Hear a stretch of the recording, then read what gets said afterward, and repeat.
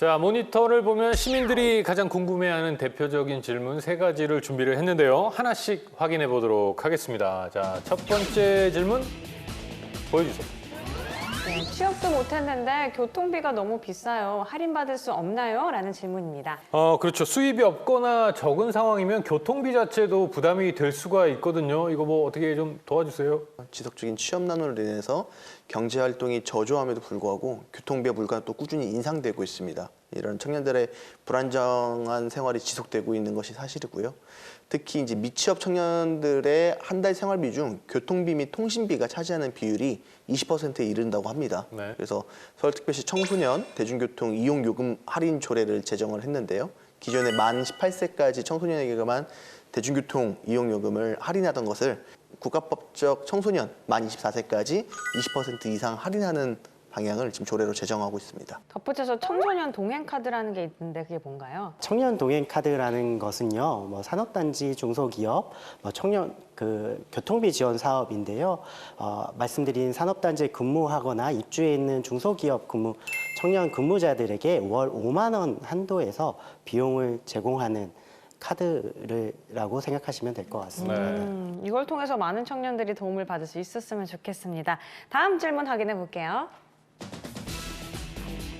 자, 대학원생은 학자금 대출 이자를 지원받을 수 없나요? 라는 질문입니다. 사실 이게 학자금 대출 자체도 버거운 실정인데 대출 이자까지 감당하려면 굉장히 많이 힘들 텐데요. 어떻게 좀 방법이 없습니까? 예, 아무래도 대학원을 진학했다는 것 자체는 현재 공부를 더 연장선상에서 하겠다는 이야기잖아요. 그래서 네. MC님 말씀대로 원금은 또 둘째치고 이자까지 꾸준한 수입이 있어야 갚을 수 있는 상황인데 공부를 하는 과정에서 수입을 창출해내기는 쉽지 않죠. 그렇기 때문에 20, 30대 청년들이 대학과 대학원을 통해서 빚을 떠안게 돼 있는 상황이 돼버리는 거거든요. 그래서 특히 10명 중 4명이 사회적으로 이제 학자금과 같은 빚을 안고 산다고 합니다. 그래서 이 장기화된 청년 실업과 무한 경쟁으로 어쩔 수 없이 대학원 선택하게 된 이들에게 고비용의 학자금 대출을 덜어주고자 이제 기존의 대학생까지 대출 이자를 지원했던 것을 대학원생까지 조례로 폭을 넓혀서 지원하고 있는 조례가 있습니다. 그렇기 때문에 좀 알아보시면 충분히 지원을 받을 수 있습니다. 네, 정말 이걸 통해서 대학원생들도 조금이나마 숨통이 트이길 바라겠습니다. 네. 그럼 다음 질문 볼게요. 서탈, 면탈로 마음이 너무 쓰립니다. 저에게 맞는 일자리는 어디 있을까요? 라는 질문입니다. 서탈, 면탈, 뭔지 아세요? 저 솔직히 말씀드리면 네. 몰랐습니다. 대본에 이제 저를 뭘로 보고 이렇게 나와 있는데 거짓말 못하겠네요. 서탈, 면탈, 그러니까 서류 탈락, 면접 탈락 뭐 이렇게 돼 있는 것 같은데요. 정말 너무 답답하니까 이런 말들이 생기는 것 같습니다. 서울시 홈페이지를 가면 일자리 관련된 무수히 많은 정책들이 있습니다.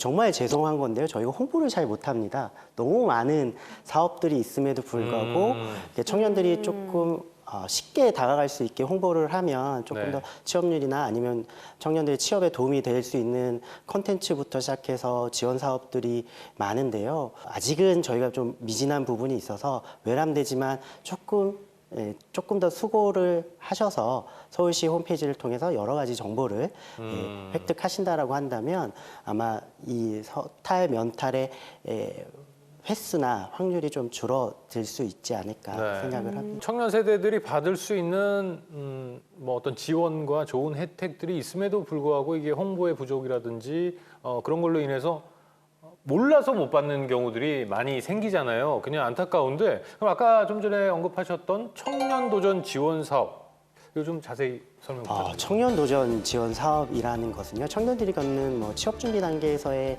어려움들이 있지 않습니까? 이게 어떻게 보면 부의 이제 상습의 방법들이 변화되면서 이 정보의 불균형으로 있어서 부의 세습이 되고 있는 것들을 최소화하기 위해서 이 서울시에서 마련한 제도인데요.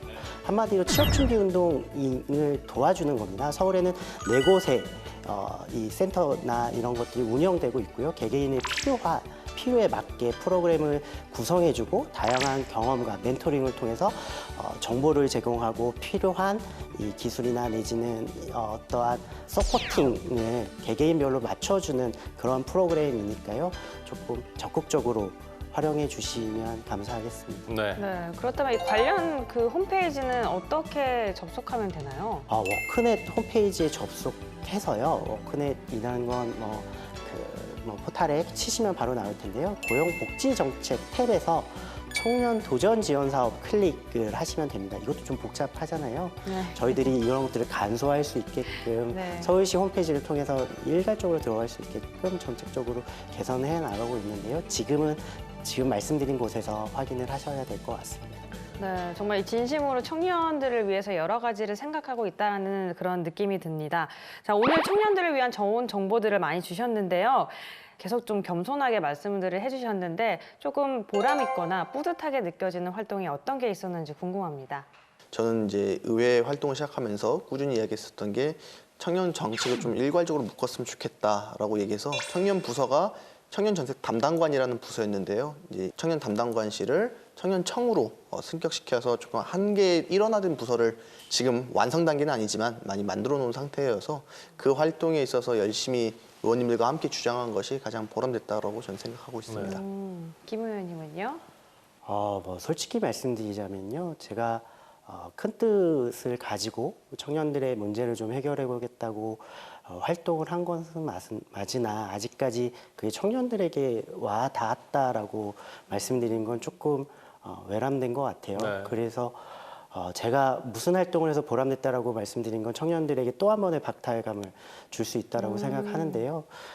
지금 대신 제가 이런 것들을 제안하고 있다라는 게 뭐냐면 역세권 청년주택에 대해서도 장단점이 있습니다. 네. 예, 왜냐하면 가까운 곳에 집이 있는 거라는 장점은 있지만 집이 너무 협소해요. 네, 협소하고 청년들이 거기서 연애를 하고 미래를 꿈꾸기에는 매우 부족한 공간이라고 생각을 하기 때문에 네.